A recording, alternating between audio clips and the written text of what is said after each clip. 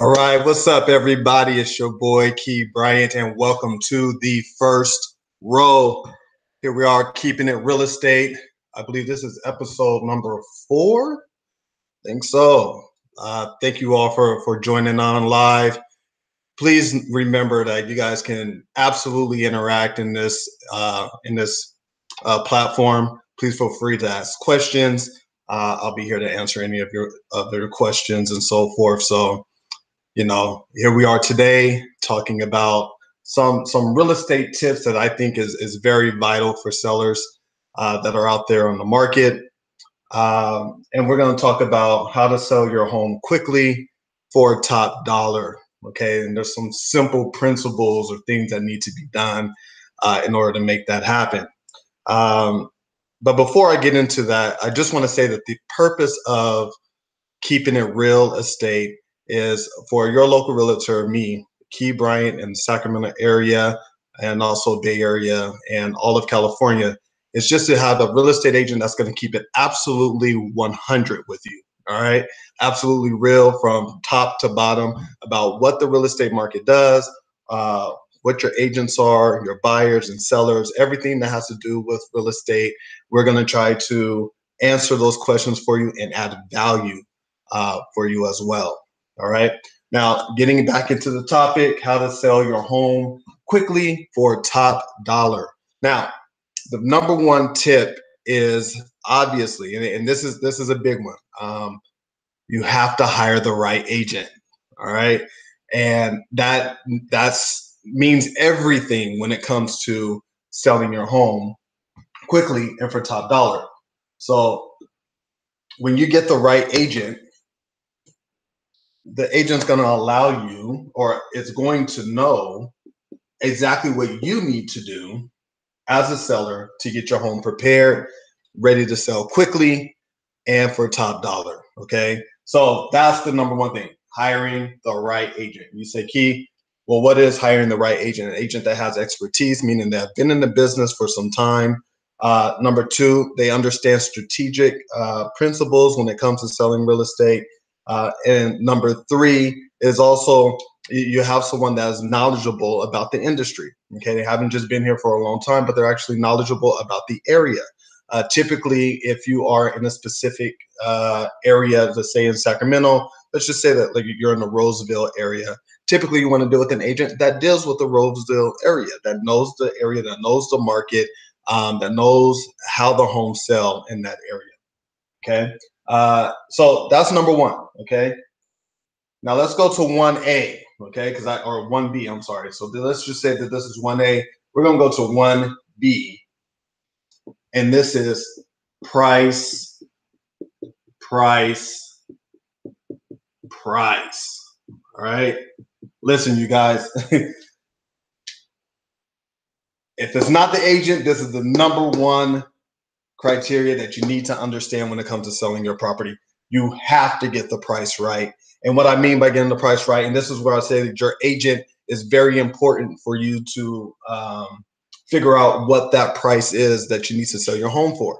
Now, rule of thumb typically is you want to look at the area of the homes that look like yours, right? So if you are in the Sacramento area again and you are looking into a property that looks similar to yours that has sold recently, and when I say recently, we're talking within the last 6, at the most 8 months, but typically you want to be within 6 months of the time. If that home is similar to yours, that's where you want to price your property, but not just price it there, but you almost want to get about 10 to 15% below what they sold their property for.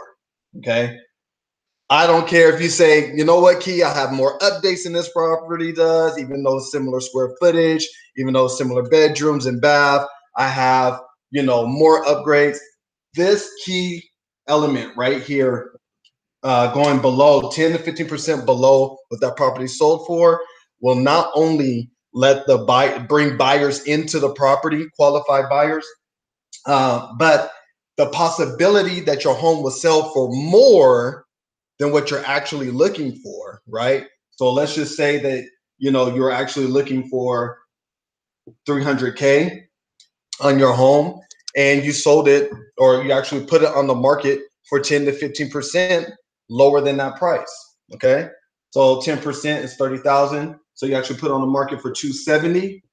Buyers know instantly for that area. Sorry, that's a K. 270K. Buyers know, oh my goodness, this is a steal, and they're all going to come in droves to your property. And most likely, offers are going to come in. This is when you have those multiple bid situations where you just seem like there's 13 offers that came in and they all came over the asking price. It's because you entice the buyers by coming in 10 to 15% lower than what the property should actually go for. Okay. It is a genius tactic that is used out there, and it absolutely works. So again, price is everything. Okay. There's 3 different ways that you can price a home. Number one, you can price it above the market value because you're really trying to sell it for, you know, an amazing amount. You want to do record sales, right? So you know that that home can sell for 300K, but you're trying to stretch it and you want to put on the market for 350, right?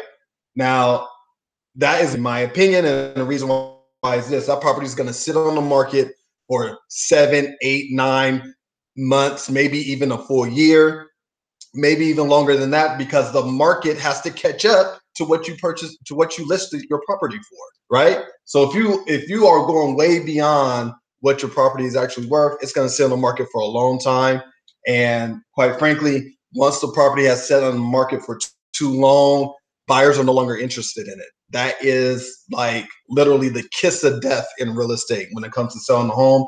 Is selling it for well above the marketplace, and for it being on the market for too long. That is the absolute kiss of death. Number 2, the second way that you can sell a property is doing it exactly what what the market value says it's worth. So the market value says it's worth 300K, then you put it on the market at 300K. Okay. Now, in that strategy, you're probably going to get a few buyers. You might get 2 or 3 that are interested. You might get an offer, and most likely the offers that come in are going to be right around that 300K mark. That last strategy is like the one I talked about before, where you come in about 10 to 15% below the market value and you entice buyers to come in. Okay. All right. So number 2, okay,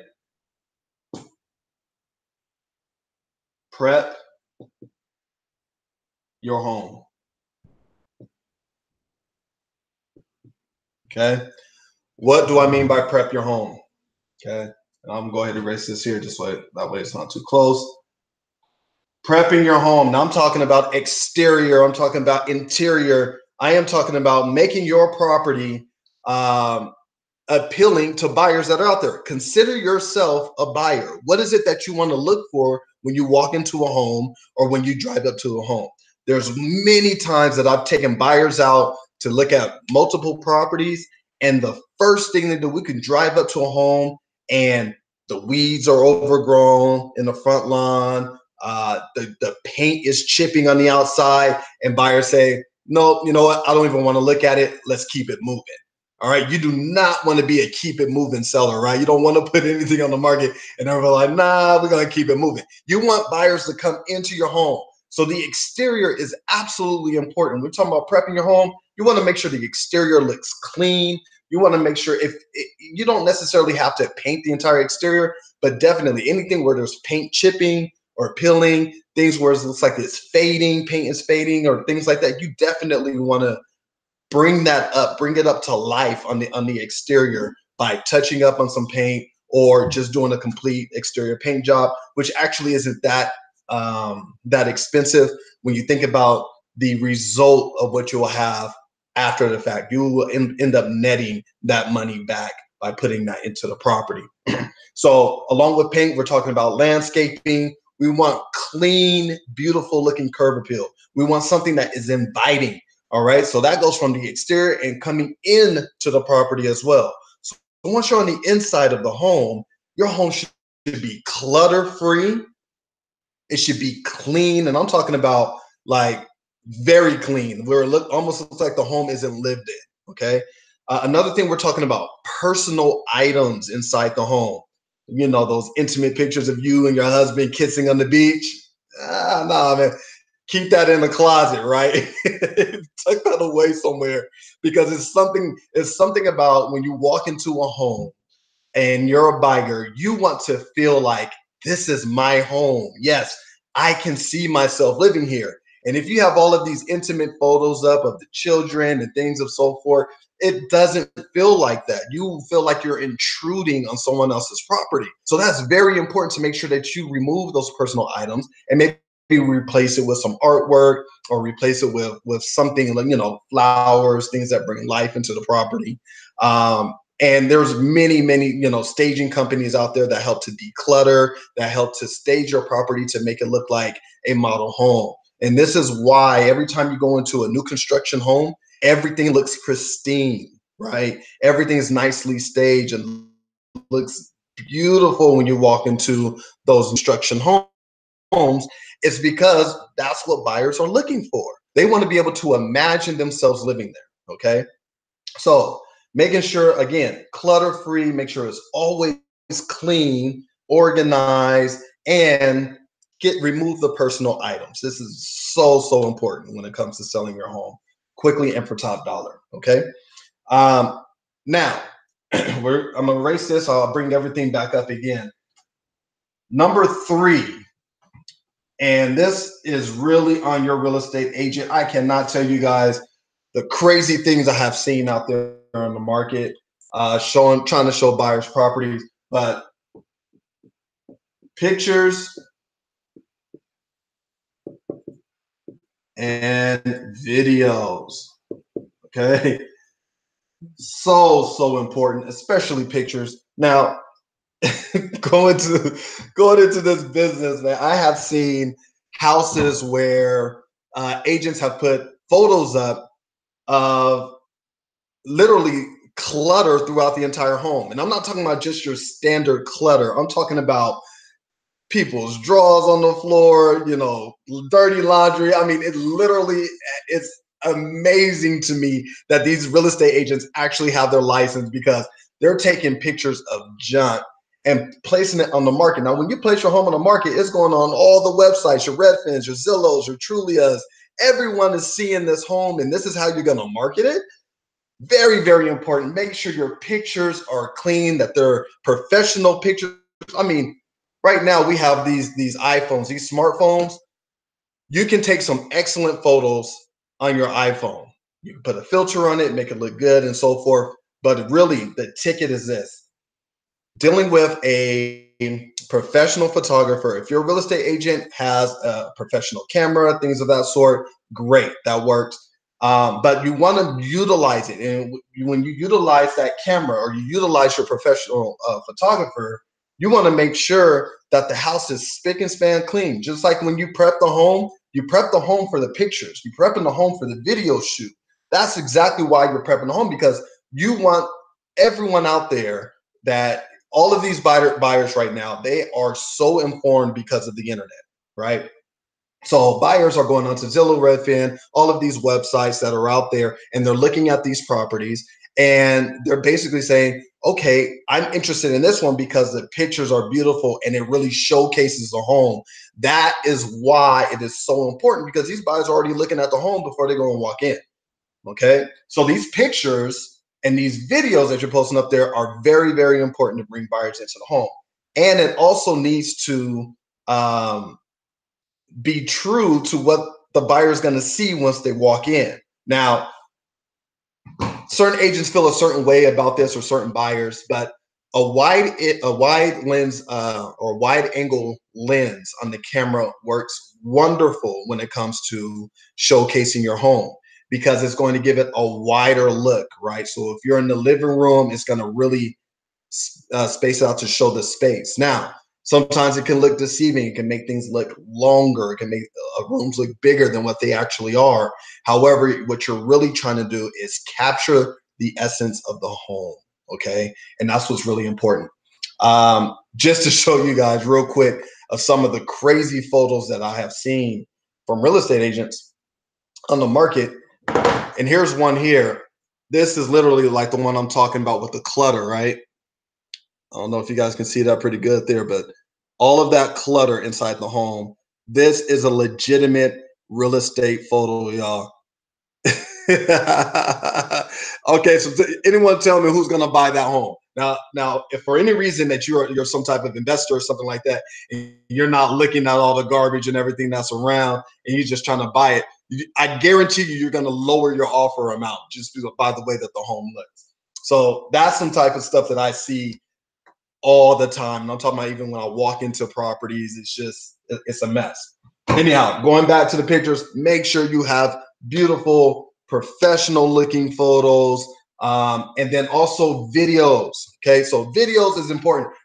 A lot of times we have these agents that do those virtual tours. It's not a real video. Okay, now we have all type of equipment, whether if it comes to the iPhone or your smartphone or your drones. There are some amazing videos that you really put out there to showcase how beautiful your home is, especially if you are sitting on a large plot of land, right? If you're sitting on an acre or even a 3/4 of an acre, you really want to showcase the amount of space that you have in the home. So sometimes doing those bird eye views on the home is absolutely amazing, and it draws more buyers into your home.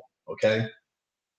All right. So photos, videos, all very important. We're talking about just to kind of recap. Number one, hiring the right agent for the job. Number two is price, price, price, price. Always make sure that you are listing your property at the right price. Number three is prepping your home. Okay. Make sure that your home is prepped and that it's clean and it looks good. And then number three, we're talking about pictures and videos, making sure that it is really showcasing what your home truly looks like in a professional manner. Okay.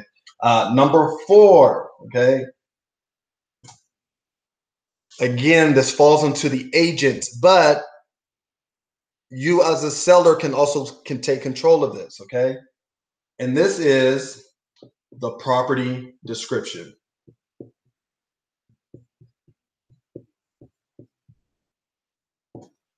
The property description actually means a lot when it comes to selling a property. And a lot of agents don't know this, but they use certain terms and certain words that should not be used. Okay. When you say certain things like this, goodbye, okay, not like goodbye, but this property is a good buy. Statistics has shown, and I don't have the numbers in front of me, but that has shown that for whatever reason, buyers look at that as a negative. Okay. And for whatever reason, they don't want to look at the property when we say it's a good buy. It just sounds like maybe it isn't. Oh, this is a good buy. It just doesn't sound right. And so a lot of buyers are turned away when they see that in the description. Okay. Um, Another one is good location. Okay. Good location also gives a negative term because it's almost saying like, okay, well, obviously every real estate property should be in a great location. This is why it should be a great property of value, right? But once you're trying to put emphasis on a good location, it almost makes them feel like maybe it's not. Maybe what you're talking about is the street is a good location and not the actual neighborhood, right? So that's one thing that should be a given. When you do write your descriptions, it needs to be welcoming, right? So you want it to be welcoming and almost sound a little flowery, right? Like just bubbly and you know this amazing home nestled in the Land Park area is featured with 3 bedrooms and 2 baths. You know, something of that sort would be more inviting for a buyer to see. And a lot of times I see agents that are just very short with their description. They'll say, goodbye in a great area, need to see this property now, and literally nothing else, and the pictures are horrible. So again, That's why it's very important about making sure that you hire the right agent and not just someone that's just going to just throw your property on the market and not make sure that you're getting qualified buyers. Okay, so I'm going to write this down again for your recap. These are my top ways of how you can sell your property quickly and for top dollar. Again, hire the right agent.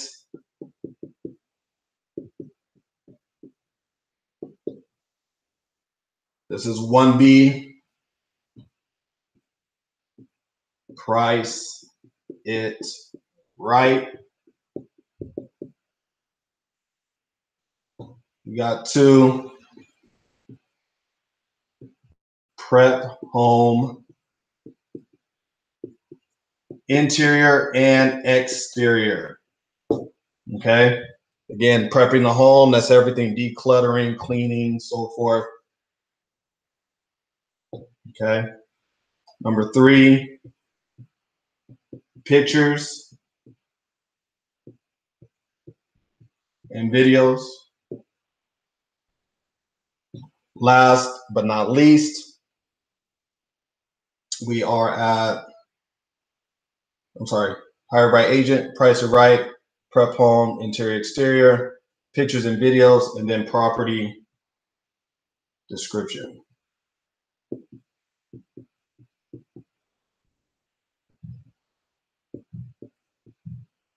Okay. All right, you guys. These are the four main, actually 5 tips that I feel that will sell your home quickly and for top dollar. That strategy so far is pricing it right. That is really a vital strategy. It is something that has worked drastically, especially, we put this in parentheses, 10 to 15% below market value, MV. That is an excellent strategy that works almost every single time in the right market. Okay. Again, if you guys have any questions, any concerns, please definitely give me a call. You can reach me here on the First Row.